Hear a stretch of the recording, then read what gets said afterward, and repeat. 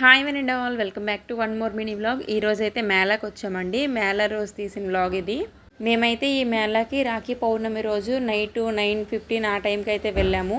మాకు కూడా తెలీదు మేళా అవుతుంది అని. మా హస్బెండ్ వాళ్ళ ఫ్రెండ్ ఒక అన్నయ్య ఫోన్ చేసి ఇలా మేళా అవుతుంది, మీరు కూడా వెళ్ళి చూడండి అని 7:30 ఆ టైంకి ఫోన్ చేసి చెప్పారు. ఎలాగో నైట్ టైం వెళ్తున్నాం కదా అనేసి వంట చేసేసి రెడీ అయి వెళ్ళేసరికి 9:15 ఆ టైం అయితే అయిపోయింది.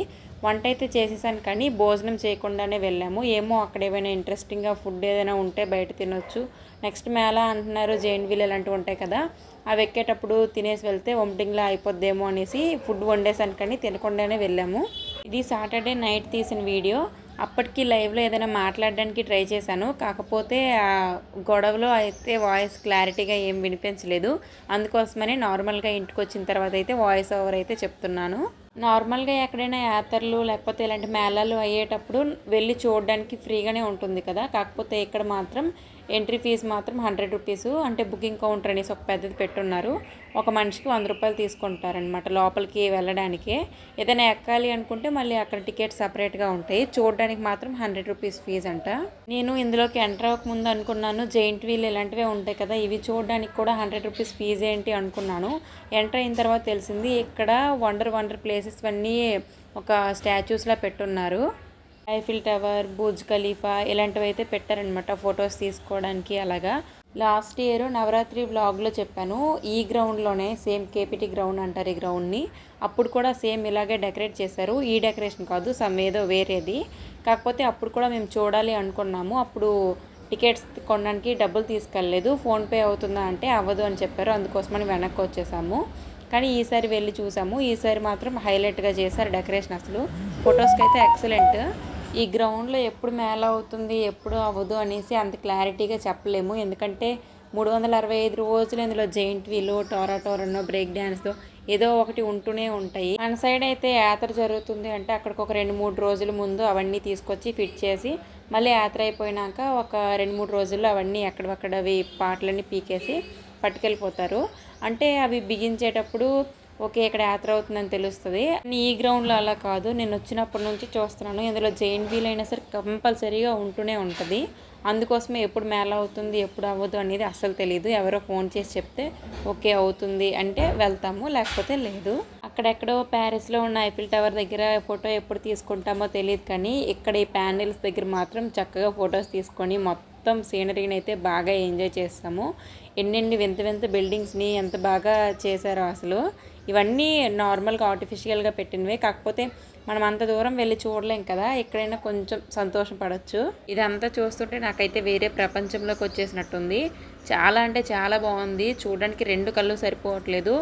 ఎంతసేపు అయినా ఇక్కడ ఉండిపోవాలి అన్నంతగా నచ్చేసింది. హాఫ్ మూన్ దగ్గర ఫొటోస్ తీసుకుంటున్నారు, అక్కడైతే అసలు ఖాళీనే లేదు. అన్ని దగ్గరలో ఫొటోస్ తీసుకున్నాను కానీ హాఫ్ మూన్ దగ్గర ఫోటో అయితే మిస్ అయిపోయాను. ఇప్పుడు మనమంతా చూసింది ఒక వింత వింత ప్లేసెస్, వండర్ ప్లేసెస్ అన్నీ మనం చూసాము. ఇప్పుడు దీని నుంచి ఇలా లోపలికి వెళ్తే గేమ్స్ ఆడడం కోసమని అంటే అన్నీ అమ్మే వస్తువులు అన్నీ పక్కన దొరుకుతాయి. ఇప్పుడు అక్కడికే మనం వెళ్తున్నాం.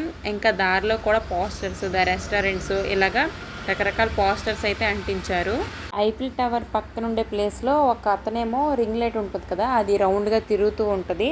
దానిపైన వీడియోస్ అవి తీసుకుంటూ ఉంటారు. అలాంటిది సెట్ చేస్తున్నారు.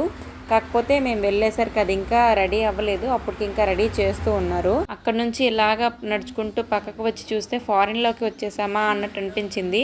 అంత బాగా సెట్ చేశారు, నిజంగా రియల్గా అనిపిస్తుంది. కాఫీ షాపులు అన్నీ కూడా సేమ్ ఫారిన్లో ఎలా ఉంటాయో, అంటే మూవీస్లో మనకి చూపిస్తూ ఉంటారు కదా ఫారిన్ థీమ్ ఎలా ఉంటుంది అని, సేమ్ ఆ లెక్కనే చూపించారు. ఫారిన్ వీధుల్లో ఎప్పుడు నడుస్తామో నడమో తెలియదు, కానీ ఇంత మంచి థీమ్ సెట్ చేసిన తర్వాత కొంచెమైనా సరే ఆ పక్క నుంచి అలా నడుచుకుంటూ వీడియో అయితే తీసుకోవాలి అని చిన్నగా వీడియో క్లిప్ అయితే తీసుకున్నాను. నడుస్తూ వెళ్తున్నానే కానీ ఎవరు ఫొటోస్ తీసుకునేటప్పుడు అడ్డంగా వెళ్ళిపోతే తిడతారేమో అని భయంగానే వెళ్తున్నాను. ఈ ఫారిన్ థీమ్ దగ్గరే ఏంజల్ వింగ్స్ ఉంటాయి కదా, అక్కడ అంటే మనం అక్కడ వెళ్ళి నించుంటే మనకి రెక్కలు వచ్చినట్టుగా వస్తుంది. ఆ థీమ్ కూడా ఉంది, కాకపోతే అక్కడ క్యూ చూసి అయితే ఇంకా ఫోటో తీసుకోలేమని చెప్పేసి బయటకు వచ్చేసాము. ఇదంతా మార్కెట్ అనమాట. అమ్మాయిలు కానీ మార్కెట్కి వచ్చారు అంటే ఆ షాపు ఈ షాపు అనేసి తిరిగి పడేస్తారు. అంత బాగా నచ్చేస్తాయి ఇక్కడ ఉండే ఐటమ్స్, హ్యాండ్ బ్యాగ్స్, చుమ్కాలు ఎంత ఇక్కడ మ్యాక్సిమం ఎక్కువగా ఆక్సిడైజ్డ్ జ్యువెలరీ ఎక్కువగా వాడతారు. అవి అయితే సూపర్ కలెక్షన్ ఉంది ఇక్కడ. అవి ఇవి 1, 2 అని నేను చెప్పలేను. మనకి ఏమైతే కావాలో అవన్నీ ఇక్కడ దొరికేస్తాయి. షాప్లో ఐటమ్స్ చూద్దాము అన్నా సరే కనిపించట్లేదు, అంతమంది జనాలు ఉన్నారు. ఇక్కడ చూసినట్టయితే మ్యాక్రీమ్స్ క్రాఫ్ట్స్ కనిపించాయి. నేను కూడా ఇవి చేస్తూ ఉంటాను కాబట్టి ఇంట్రెస్ట్గా నేను ఈ షాప్ దగ్గరికి అయితే వెళ్ళాను. ఈవిడ యూట్యూబ్ ఛానల్ అండ్ ఇన్స్టాగ్రామ్ కూడా రన్ చేస్తున్నారంట. వెళ్ళి వీడియో తీసిన తర్వాత ఆవిడ ఒక చిన్న విజిటింగ్ కార్డు లాంటిది ఇచ్చి, మీరు ఏదైనా వీడియో తీస్తున్నట్టయితే షేర్ చేయండి అని చెప్పారు. నేను ఈ క్రాఫ్ట్స్ చేస్తూ ఉంటాను, కాకపోతే అక్కడ చిన్న చిన్న ఐటమ్సే 600, 700 రూపీస్ ఉన్నాయి. ఏదైనా సొంతగా చేసుకోవడం వేరే కదా. ఇదంతా పాపడ్స్ అనమాట, అంటే అప్పడాలు. ఈ అప్పడాలు అమ్మే వాళ్ళైతే డైరెక్ట్గా ఒక ఇండక్షన్ స్టవ్ తెచ్చుకొని డైరెక్ట్గా వేపి చూపిస్తున్నారు. Fridge covers, washing machine covers, చిన్న చిన్న జాకెట్స్, ఇలాగ అన్ని లేడీస్ వేర్, జెంట్స్ వేర్ అన్ని రకాలు ఇక్కడ ఉన్నాయి. బబుల్ షూట్ దగ్గర అయితే అసలు ఖాళీ లేదు. నేను కూడా వెళ్ళి ట్రై చేస్తాను అనుకున్నాను, కాకపోతే ఆ లైన్ చూసి ఇంకా వెనక్కి వచ్చేసాను. బబుల్ షూట్ పక్కనే యారో షూట్ ఉంది.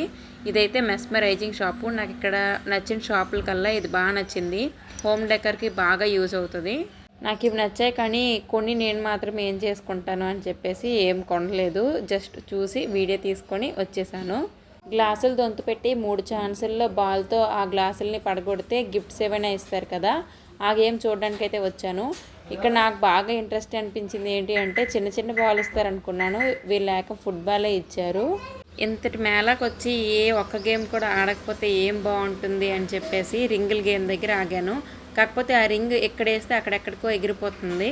అంటే ఇందులో ఏదో స్ప్రింగ్ ఆర్డీ ఉందనేసి మరి అది కూడా చేయకుండానే వచ్చేసాను. ఇదంతా అడ్వెంచర్ అనమాట. బ్రేక్ డ్యాన్స్, టోరా 2 జైంట్ వీల్ ఉన్నాయి ఇక్కడ. ఇలాగ అన్నీ ఉన్నాయి. ఇక్కడ నేను చూసిన వేరే ఇంట్రెస్టింగ్ గేమ్ ఏదైనా ఉంది అంటే ఒక స్పైడర్ మ్యాన్ గేమ్ అంట, కొత్తగా తీసుకొచ్చారు అది. ఇక్కడ చూసిన వాటిలో మ్యాక్సిమం కొన్ని అడ్వెంచర్స్ నేను చూశాను, కాకపోతే ఇలాంటి స్పైడర్ మ్యాన్ గేమ్ అనేది మొదటిసారి నేను ఇక్కడే చూస్తున్నాను. స్పైడర్ మ్యాన్ గేమ్ కోసమని ఎక్కిన వాళ్ళందరూ ఆ మెషిన్ లోపల అది గిర్రని తిప్పుతూ ఉంటే బల్లులాగా ఎక్కడో అక్కడ అతుక్కొని ఉన్నారనమాట. అదే స్పైడర్ మ్యాన్ గేమ్ అంట. ఈ మేళ అయితే చాలా అంటే చాలా బాగా నచ్చేసింది నాకు. మేము తిరిగి వెళ్ళేసరికి టైము 10:40 ఆ టైం అయితే అయిపోయింది. ఈ మేళ చూస్తున్నంతసేపు ఇంకా చూడాలి అనిపిస్తుంది, అసలు వెళ్ళాలి అనిపించట్లేదు. ఇలా ఇక్కడే ఉంటే ఇంకెంతసేపు అయినా ఉండాలి అని అనిపిస్తుంది అనేసి ఎగ్జిట్ కోసం ఒక 5 మినిట్స్ వెతికాము.